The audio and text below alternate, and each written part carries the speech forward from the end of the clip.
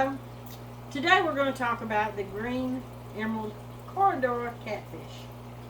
I call them green emeralds because some people call them green, some people call them emeralds. They're really good little fish. They like to school a lot.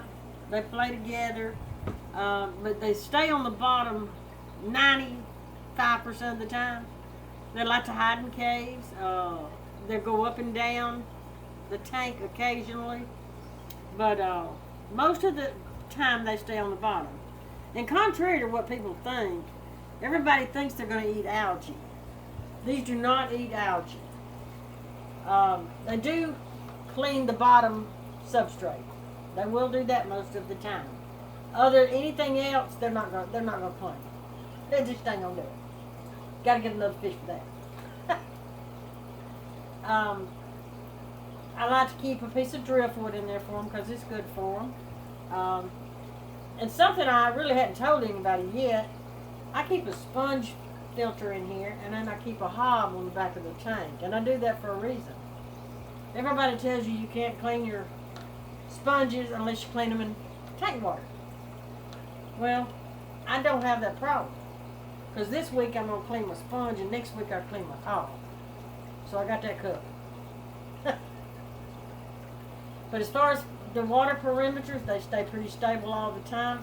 That's the little pest snails and the mystery snails. They help keep the water perimeters good. So it's always good to keep those in there. I always like live plants. If I can, I put live plants in everything. A lot of people say you can't use pothos underwater. As you can see, you can grow pothos. The roots are coming out. They're doing great. I even have some creeping Jenny back there.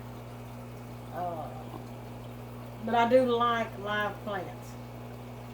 And the reason my water's down a little bit is because I do have some snails in there in case they want to lay eggs. But as far as your catfish, when they lay eggs, they're going to lay it on a piece on the glass. They're going to lay it on this glass thing I've got in here.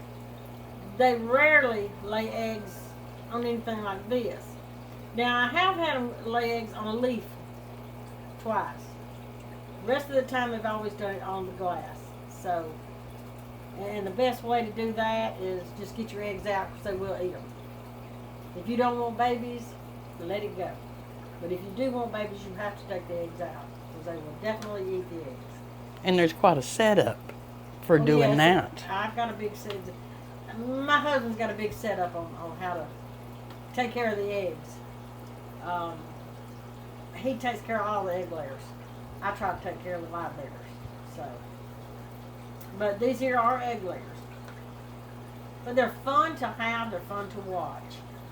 And you can have these fish with just about any kind of fish, really. They make excellent fish to go in your community tank. You can put them with, you can put them with the guppies, platies, swordtails. All community fish. Just all community fish. So, as far as the pH, I don't worry with that very much. I check the waters occasionally to make sure the waters are still good. I've been doing this for years, and sometimes you can tell when a tank is really doing well. But I do come through here, and I do check my tanks sometimes, but I do not check my tanks like everybody says you have to do. I'm sorry, I'm just not that way, and I'm not going to do it. Well, and you have healthier fish. I have healthy fish, and, when you were constantly, back years ago, when you were constantly trying to keep check on every little thing, trying to adjust the water all the time. Worrying about the pH. The fish just kept dying. They did. They kept dying. Now, I'm not stressing over it. And they thrive real good. But like I said, I do keep check on it occasionally. Water changes. I change their water on occasions. I don't do it weekly. I might not do it but once a month. It just depends on how the fish are doing. And how many fish you have in the tank and how many at the time. fish I have. Now, if I have a lot of fish, Yes, I'm gonna change the water more often. That one's a 20 long, ain't it? Yeah. Yeah. And I know a lot of people think this is a lot of fish in there, but it's not. It's not a lot of fish in there. No, and don't they school? And they school, yeah. So they get along better the more they have. So I hope this helps you decide to get you some catfish because they're a lot of fun to have. And these are only, what, 2 or 3 inches? Yeah, they don't get At over. adults? Yeah, they don't. Well, I have an adult in here. This is a normal adult. You can tell, he's not very long. Then I have some big ones in there, which is, you don't see them very often. Yeah, but they're not much bigger. Not a lot There's bigger. one. One's coming over this way, but it ain't much bigger than that one. Right. See that right back there? Yeah. Behind the snail. See, it's not very much bigger than the rest of them. And people will come in here and say, wow, that's a big one. And that's because most of them don't get that big. They're not going to get over 3 inches. No. Probably not over 2 inches most of the time. Right. But I think you would really enjoy the catfish. They're fun to watch, and they stay busy constantly. They're all the time cleaning the substrate, but like I said, they're not going to do algae. What do you feed them?